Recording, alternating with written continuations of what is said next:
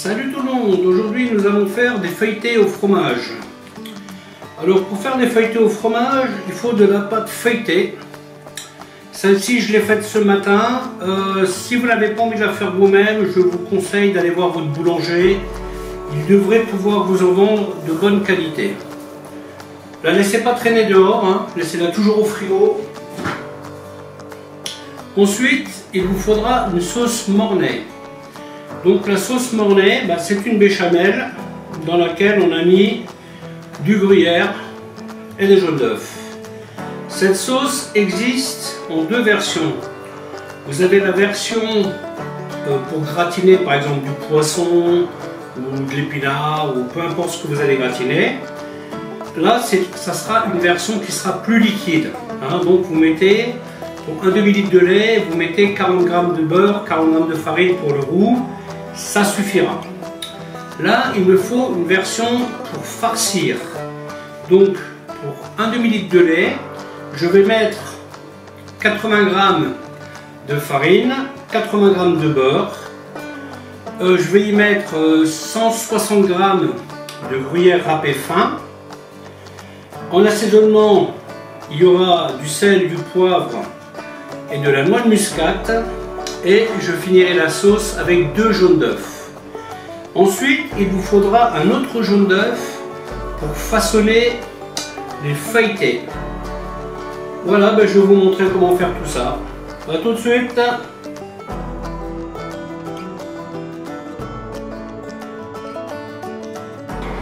Donc là, je vais vous montrer la façon traditionnelle de faire. Hein. C'est-à-dire que je vais commencer par faire mon roux, que je vais laisser refroidir. Ensuite, une fois que mon roux sera froid, je vais porter mon lait à ébullition, que je vais verser hors du feu dans mon roux, donc lait bouillant, roux froid. Je vais bien le mélanger hors du feu et ensuite je vais le porter à ébullition. Vous pouvez mettre, si vous voulez, le lait froid dans le roux chaud. L'inconvénient de ce système, c'est que vous mettrez plus de temps à surveiller la cuisson parce que ces sauces-là, ont tendance à accrocher très vite. Hein. Donc moi, je vous conseillerais de faire comme je vous montre là. Il y a moins de risque que votre sauce accroche. Parce que bien entendu, il faut la cuire. Hein. Et bien entendu, avant de faire les feuilletés, il faut laisser refroidir la sauce. Voilà, une fois que mon beurre est fondu, je rajoute la farine. Bien sûr, là il n'y aura pas de coloration. Hein. Donc là, je mélange délicatement. Et donc là, on va cuire tranquillement le roux. Vous voyez, à un moment donné, vous avez comme des petites fleurs qui se mettent sur le côté, là, au bord de la casserole. Il y en a aussi un peu au centre. Donc là, je vais mélanger un peu. Et je retire ma casserole pour le refroidir. Là, je vais mettre mon lait en chauffe tout doucement, parce que là, il me faudra... Là, j'ai besoin au moins, je dirais, une bonne vingtaine de minutes pour refroidir le roux. Donc là, je peux déjà mettre mon lait. Là, le sel, poivre, noix de muscade. Voilà, tout simplement. Et bien entendu, l'idéal est de rester à côté, hein, parce que le lait va mettre un certain temps à chauffer et puis d'un coup il va déborder. Hein, donc, si vous voulez éviter ça, le mieux est de rester à côté. Ceci est un roux cuit correctement, pour vous donner une idée. Donc, une fois que votre lait bout, vous le jetez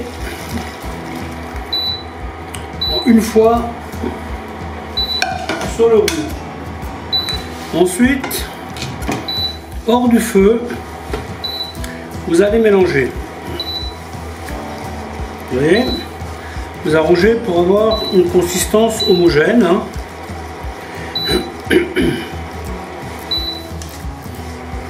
Une fois que vous avez bien mélangé, vous voyez, donc ça commence déjà à épaissir, hein, bah vous mettez sur le feu. Par contre là, je vous conseille de baisser votre feu, hein, parce que là vous risquez d'avoir des surprises, hein. Parce que maintenant ce roux là, on va le cuire une quinzaine de minutes, hein, mais à tout petit feu, hein. Donc là vous voyez l'avantage de faire cette façon là, c'est que votre lait étant bouillant, eh bien vous avez la liaison quasiment instantanée. Donc là maintenant tout ce qu'il vous reste à faire, c'est de le porter à ébullition et de le cuire à tout petit feu une quinzaine de minutes. Vous voyez, si vous mettez le lait froid, vous allez remuer pendant 10 minutes le temps que le lait bout, hein, et entre temps peut-être sera même accroché. Donc là l'idée, c'est du gain de temps, hein. Donc faites bien attention, le mieux est de rester à côté, hein, parce que si vous mettez votre feu trop fort, ça va faire des volcans, ça va en mettre partout. Donc l'idéal c'est de rester à côté à ce stade, hein. Faites toujours attention à avoir votre matériel de près, ça vous évite de courir entre temps. Vous voyez, donc là ça commence à bouillir. Donc là je vais baisser mon feu et je vais le laisser 15 minutes. A tout de suite. Voilà, les 20 minutes sont passées. Donc là, vous l'aurez compris, l'idée est de cuire la farine, hein. La farine cuite est quand même plus digeste que la farine crue. Donc une fois que cette sauce est cuite, donc là, ce que nous avons là est une béchamel. Nous allons la transformer en mornay. Tout simplement en y mettant du gruyère râpé. Alors à ce stade, je vous conseille d'utiliser une spatule avec un tranchant plat, parce que ça vous permet de bien, vous voyez, racler le fond de la casserole. Et vous noterez que il n'y a pas eu d'accrochage, hein. La casserole, elle est nickel. Au fouet, des fois, il y a des petits côtés qui se rebellent, hein, qui crament un peu, quoi. Donc l'idée est quand même d'éviter. Donc là, ce qu'on va faire, on va tout simplement faire fondre le fromage. Voilà.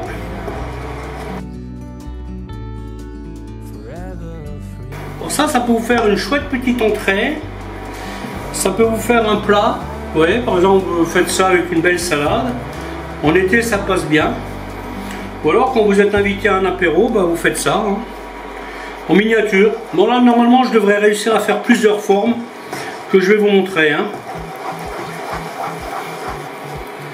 Voilà, donc ma sauce elle est prête. Voilà, il n'y a pas de grumeaux, il n'y a pas de morceaux de gruyère. Donc on éteint le feu et on y rajoute, pardon, le jaune d'œuf. Voilà.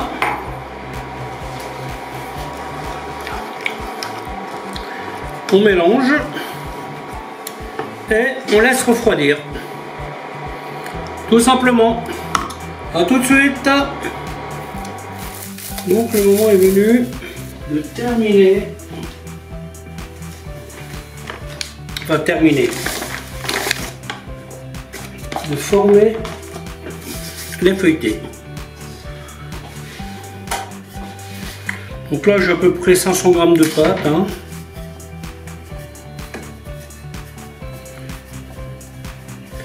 Donc là vous voyez, je pars sur une base toujours la même avec mes spatules là. Donc ça va me permettre d'être, alors 4 mm d'épaisseur, c'est peut-être un peu épais, hein. Donc je vais les faire un petit peu plus fines, hein. Voilà. Là, je m'assure de partir sur une base où tout sera pareil. Voilà. J'enlève ces deux spatules. Et l'idée, c'est d'être à peu près à 3 mm d'épaisseur, hein, grosso modo, hein. Voilà. Donc là maintenant on va commencer le façonnage. Donc je vais commencer par celui que je préfère. C'est ce qu'on appelle une talmouze.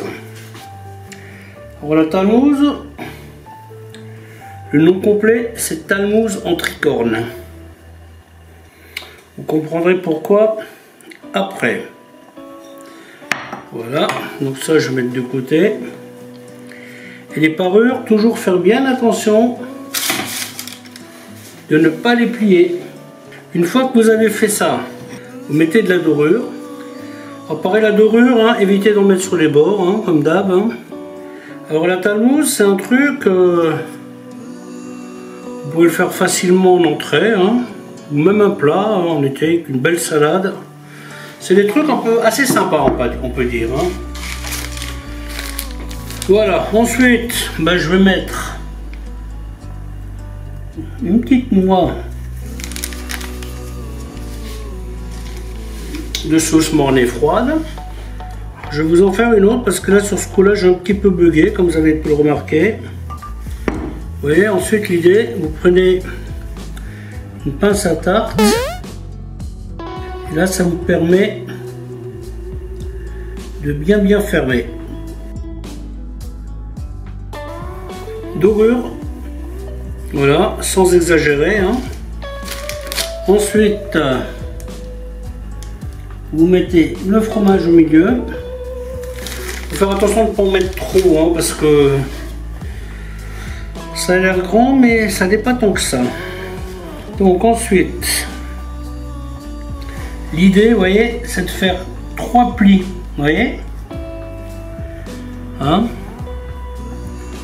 hop, ouais, donc je prends, j'écarte mes doigts, je lève, je pousse ce côté par là et après je fais 3 plis. Après je serre bien. L'idée c'est que le fromage reste à l'intérieur, hein. Donc n'hésitez pas à bien serrer sur les côtés.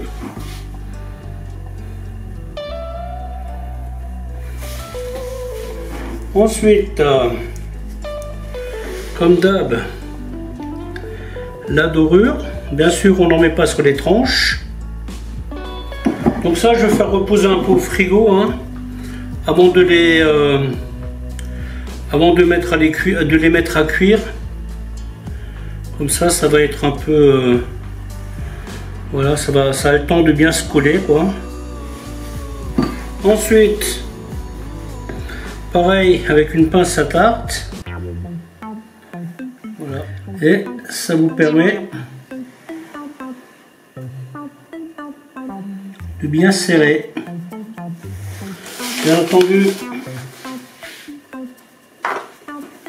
mettre de la farine, hein, sur la pince, hein, pour qu'elle ne colle pas. Voilà.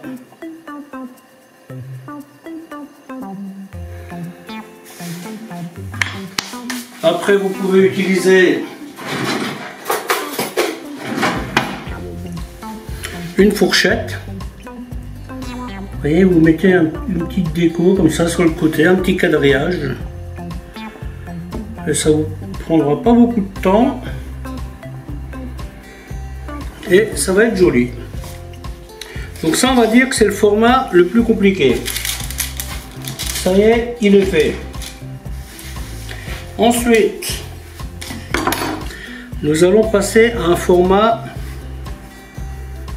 un peu plus simple.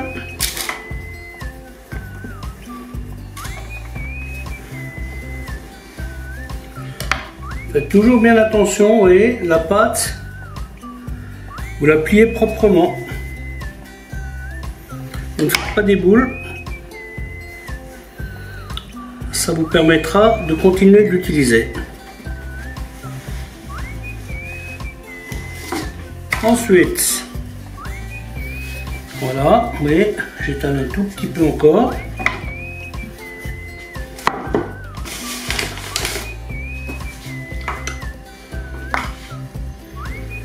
Et là, je vais utiliser ce truc-là, qu'on trouve dans le commerce. Hein.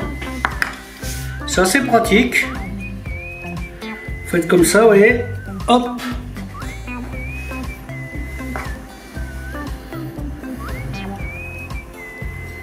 Voilà. Vous l'étalez un peu.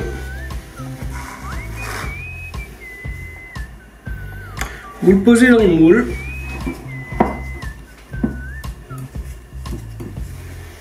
Un peu de dorure.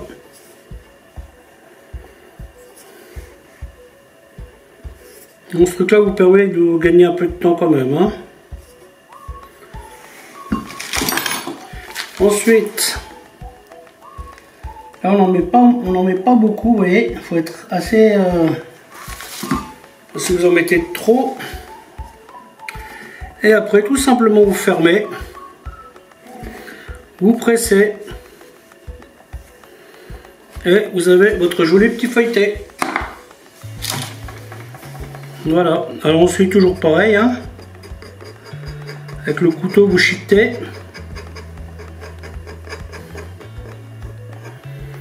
Voilà.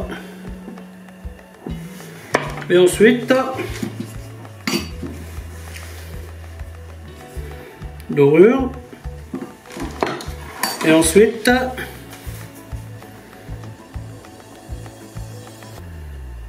déco. Petit quadrillage.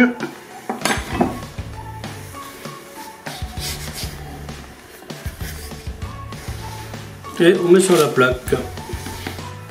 Surtout la pâte, vous descendez pas en dessous de 2 mm. Hein. Personnellement, je préconise 3. Si vous trouvez que c'est épais, vous pouvez descendre à 2. Mais je vous déconseille d'aller en dessous. Alors les feuilletés là, je fais avec la sauce Mornay. Parce que j'avais envie de faire un truc du bon vieux temps. Hein. Mais sachez qu'en utilisant ce principe, vous pouvez faire à peu près ce que vous voulez. Hein. Épinards feta, vous pouvez mettre du poisson. Il faut juste faire attention que votre sauce ne soit pas trop liquide. Parce que sinon, ça va déborder de partout et ça serait dommage. Donc, si vous n'avez pas le moule de ce style, vous pouvez faire avec des emporte-pièces. Si vous n'avez pas d'emporte-pièces, vous pouvez faire avec des verres. Vous voyez, ça c'est vraiment pas de problème. Hein. Il n'y a pas de contrainte particulière. Alors ces petits trucs là, ils sont sympas quand vous allez à un apéro. Vous voyez, plutôt que d'amener des chips,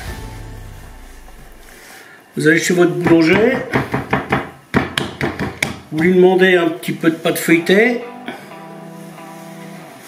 Une fois que la pâte est prête, ça va vite, vous voyez. Le plus compliqué dans cette recette, c'est la pâte feuilletée, je dirais. Hein. Si ça vous intéresse, vous avez la recette en vidéo, quelque part sur ma chaîne, où je vous explique bien comment la faire. Voilà, toujours même topo. Hein. Il y en a qui font ça à l'eau, hein, ils collent à l'eau. Bon, moi j'aime bien le faire avec de la dorure. Après ça, chacun fait comme il sent. Hein. Voilà.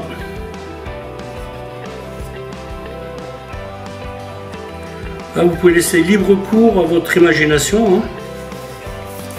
Par contre, vous voyez là, c'est petit. Donc, bien entendu,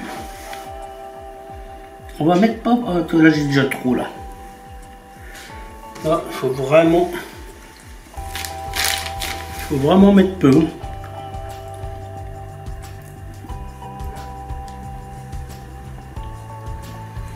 On essaie de ne pas en mettre partout, de la mesure du possible. Voilà.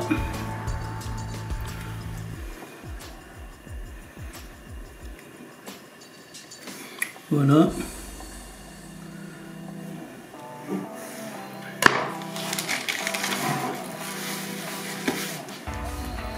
Ensuite, tout simplement, vous les pliez. Là, j'ai été un peu optimiste. Hein. Là, ce que je vais faire, je vais essayer de gagner, tricher un peu. Voilà. Hop.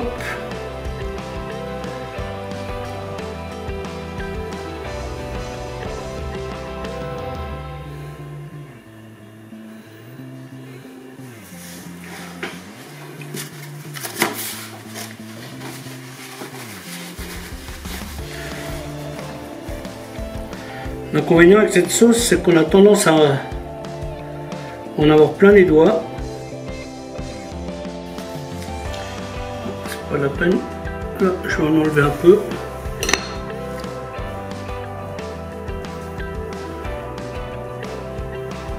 Là, c'est vraiment pas la peine d'en mettre beaucoup.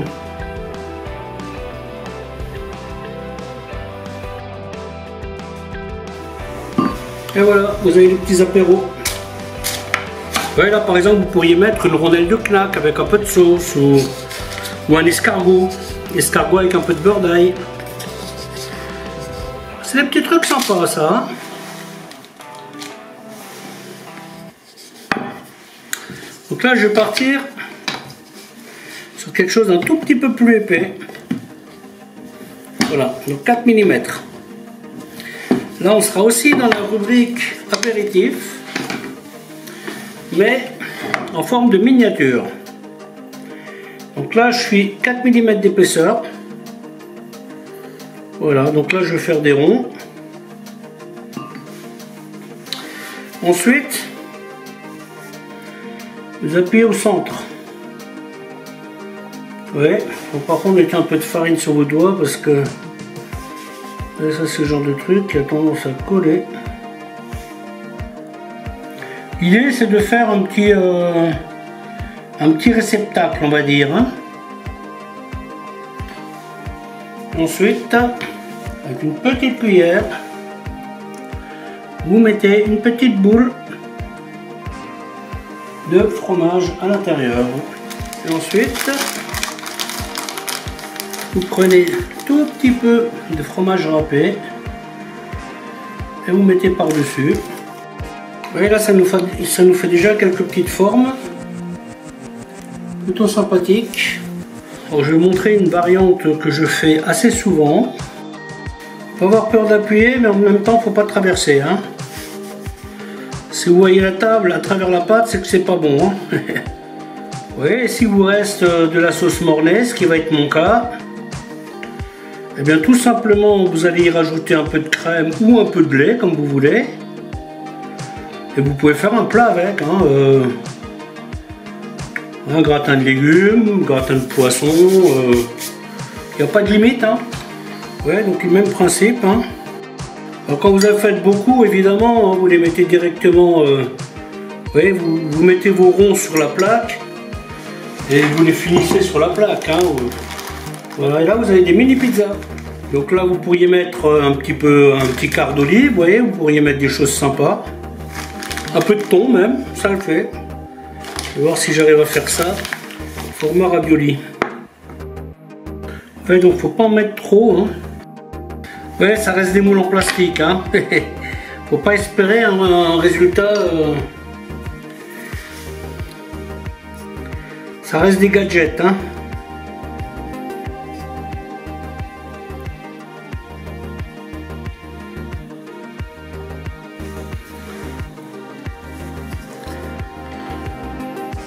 Là, l'idée, c'est de ne pas avoir de perte de pâte. Hein.